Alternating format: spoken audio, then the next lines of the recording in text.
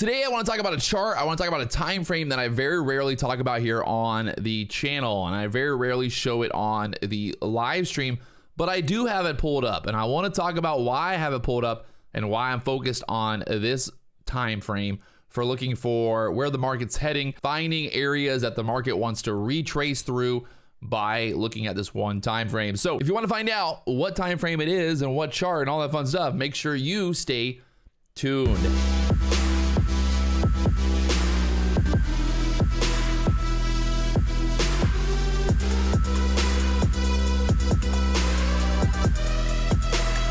What's going on, guys? Patrick here. Today we're talking about a time frame that I feel like I normally don't really talk about. I don't know why I don't talk about it, but it's there and it's very important to focus on, and I think you guys need to also be very aware of this time frame for looking for the trend and the idea of where the possible retracement could happen with the market, if it's moving up or moving down based on a couple different things. So let's pull up the time frame and talk more about this magical time frame. All right, first things first, obviously this is not financial advice by any means. This is just purely entertainment. You guys can see what I'm doing here live on YouTube every day, 9:15 a.m. Tune in if you want to see what it's like to be the #1 day trader on YouTube. But looking here at the chart, you guys can probably already figure out what chart this is. This is the hourly chart. We're looking at the hourly chart with the Lux Algo price action concepts indicator. This is a paid indicator. There are free indicators out there that Lux Algo offers, lots and lots of free ones.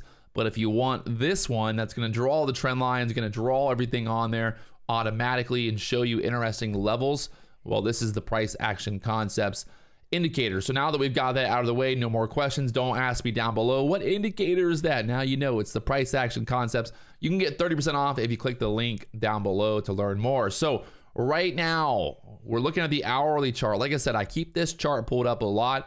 I think I might have showed it on the live stream on Friday, but a couple things to look at here. What I want to point out is this is Tuesday of last week. This is Wednesday. This is Thursday. This is Friday. What do we have going on? First off, we have a trend to the downside here. Clear to see that there is a trend there. It's already drawn with the Lux Algo indicator, but just so you guys can see it a little bit clear, we've got the trend right there. So this is, like I said, the entire week, basically Monday and then Tuesday, the trend there. So that alone, without any indicator, without anything on there, you know, just get rid of every indicator like that. We'll just get rid of it. Well, look, you can clearly see that this still is going to give you a lot of information and a lot of knowledge to kind of know where the market might go. Well, if we bounce off this low at the 13,000 area, there's a pretty good chance that we're going to push back up to the top of that channel, right? We've done that now for what, 3 or 4 days in a row. So there's an idea here that it's going to give you a direction. If we're at the bottom of the channel and we've already pushed up off the bottom of that channel multiple times, well, there's a pretty darn good chance we're going to push up the top of that channel. Obviously, if we get the break to the bottom of this channel, well, then there's a chance that we're going to start to move down out of this consolidation zone. And then you're looking at the hourly chart. Well, where could we move to? You know, there's a possibility of like moving down here to that low of these candles, that 926 area, and then who knows from there. But again, let's just focus on what we see here. And we already know the trend is down. So it's not that I think the market is going to go higher magically from this level, but I do think, you know, looking at the channel, it's like, well, it's pretty obvious there's a channel there. Pretty obvious for us to either take profit if we're long, like on Thursday, we got that big drop from the top of that channel to the bottom of the channel. It's not a coincidence, right? We basically got stuck there.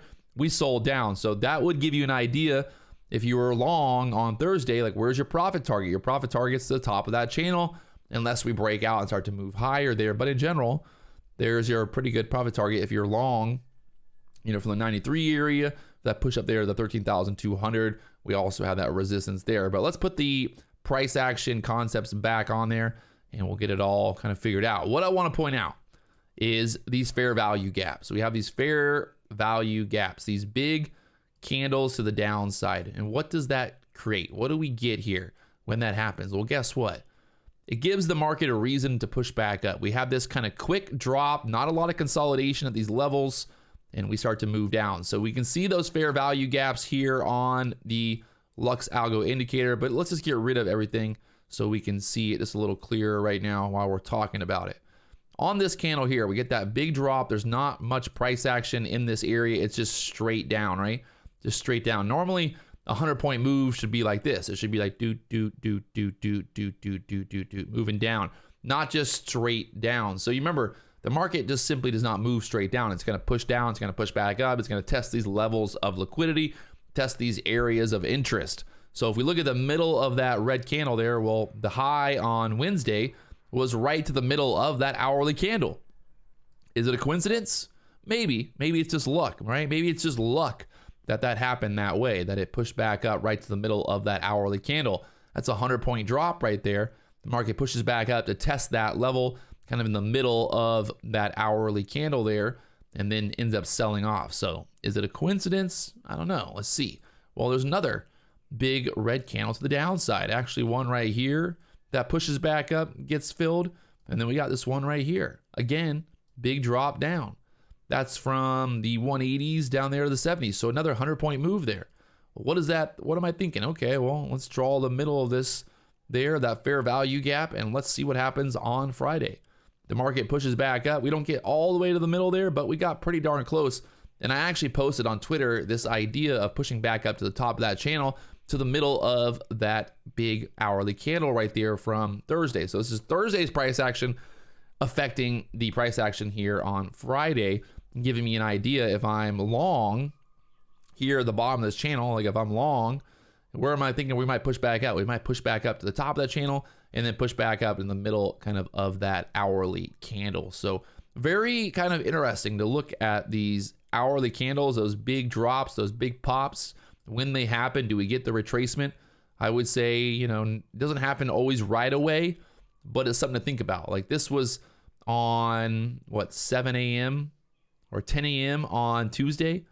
This move back up happened at like 3 o'clock on Wednesday to push back up. But obviously, it takes time. The market's not going to simply just go straight back up there, but it works its way back up into the middle of that fair value gap. It taps it and then moves back down. We got the overall trend, the channel, the hourly chart, showing us the clear price action basically from this week. Is it the best price action ever? No, but it's pretty clear to see what the trend is by looking at the hourly chart there. If we go back and we see like there's some areas where we just absolutely go sideways for quite some time, well, that's probably not going to be super hot price action. We did kind of bounce off that bottom and then rip back up there. But you can see this was back in March when we had that just continuous move up. And look at the hourly chart here. Continuous just move up. So don't fight the trend. If the hourly chart wants to go higher, which clearly that trend is pointing higher here. When the hourly chart wants to go higher, let it go higher. Ride that momentum higher, right? Just stay in it. And look at that channel all the way up to there. So that's Tuesday, Wednesday, Thursday, Friday, that entire week. And then, yeah, Friday, that entire week riding that channel higher.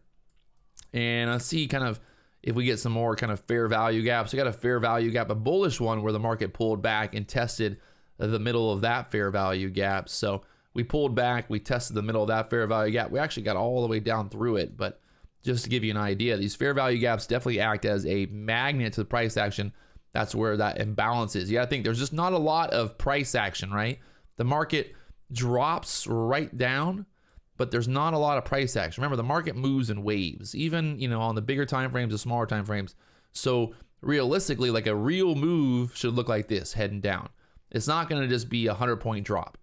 So that is why those areas have to kind of get retested, and the market moves back up, retests these areas, and then makes the move from there. Well, it's funny because you can see we kind of pushed back up, we then sold off. So, you know, same thing with the move this week.